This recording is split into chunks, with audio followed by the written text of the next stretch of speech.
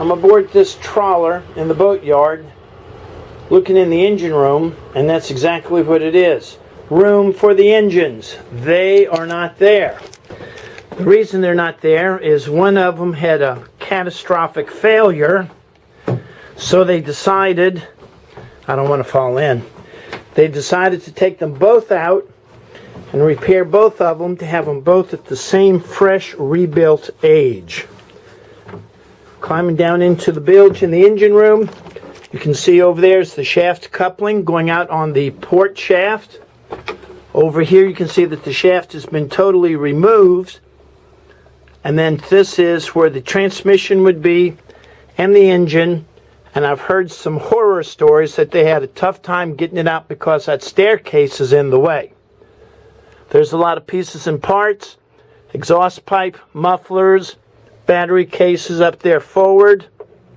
Looking back aft is the automated built-in fire extinguishing system.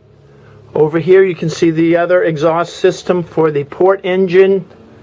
And there's the electro-scan, which is a sewage treatment system. No holding tank required, except in no discharge zones. And we actually see a spare propeller shaft right there. There's a spare shaft. Looking forward through this hole, actually it's a crawl-through area.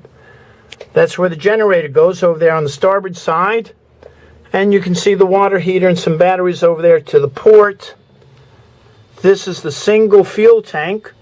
It's a 500-gallon fuel tank that services both port and starboard engine and the generator.